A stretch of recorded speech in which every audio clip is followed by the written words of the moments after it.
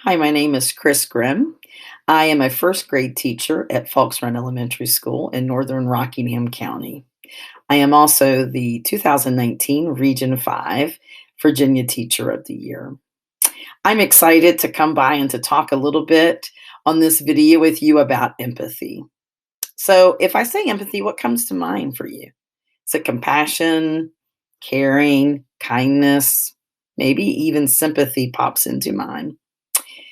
Well, for me, empathy is a staple of my classroom. Now, anyone who knows me knows that building relationships is important. It's important to me personally, but it's especially important to me professionally in the building I work in with my coworkers, but also with the children and the parents and families that come into my classroom every year. My main reason for this is because my students and my families deserve it. They deserve to have a teacher who cares. They deserve to have someone who's going to listen to them. And they deserve to feel safe and loved within the walls of my classroom. Now, if you got the dictionary out and you look up the word empathy, it will sound something similar to this. Empathy refers to the ability to relate to another person's pain vicariously as if one has experienced the pain themselves. That's a tall order. There are a lot of children that walk into our classrooms. If you're a high school teacher or a middle school teacher, you're seeing so many children throughout the day.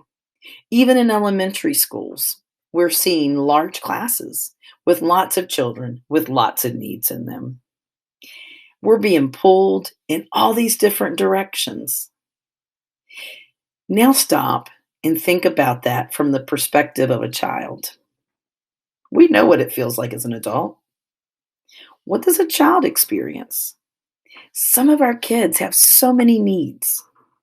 They're being pulled in their own different directions. And for some, they're facing home lives that we can't even begin to imagine. Some of them have not had the basic needs met of food and shelter. Others are living in homes where there's yelling and fighting, divorce, abuse. And of course, in this time of a pandemic, the needs are even greater. So, what do we do with all of this? We can choose to ignore it. But if we do, the chances are we're going to see behaviors in our classroom skyrocket. Kids don't know how to handle all these things that are tugging and pulling at them. So the best they know how to do is to try to get attention. And they do that in any way they can.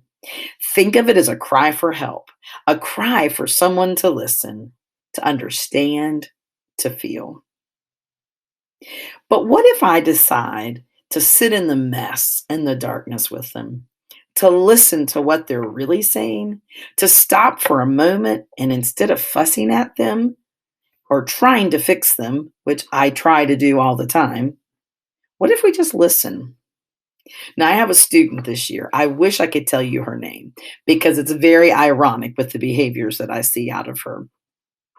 She's a character, but I love this young lady, and I have worked very hard this year to develop a relationship with her.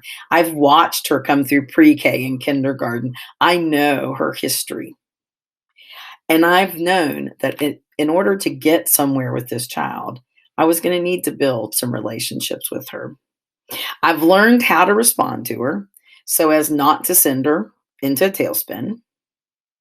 But some days, no matter how hard I try, no matter my best efforts, it's just too much for her. I ask her to correct one little thing, and bam, she goes into shutdown mode. The more I talk, the worse it gets. So I back off. I give her some space. She might crawl under her desk, but I've also learned that if she does, it's to gather herself, to have a quiet moment, to pull herself back together. Now, after some time, she'll make an appearance again, and then we talk. I find out she is so exhausted because they were at the emergency late with a granddad who they think has COVID, or she didn't eat breakfast, because she didn't like what we were having at school. I listen. It's really all I can do in that moment. I can't fix it for her, but I can listen. Sometimes she also just needs a hug.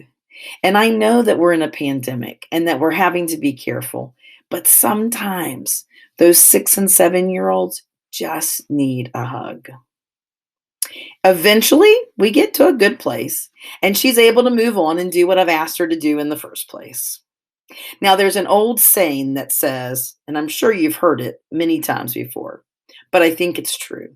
Students don't care what you know until they know that you care. It's so true. I believe my kids know that I care about them, that I love them. They also know that I make mistakes and I have to ask for forgiveness just like they do. And as they begin to know that, they begin to know they're cared for, they're safe, and they're loved. And then they care about what I know. Then they're able to do the academics. Then the learning takes place. Now, I'd love to tell you that this only happens once and shazam, it's all good. But unfortunately, we know that's not the case. For some students, we have to have these conversations once or twice. But for many of our students, it's an ongoing thing. It's daily, and for some, it might even be hourly. You want your students to be successful? Walk in their shoes. You want your kids to feel comfortable in your classroom?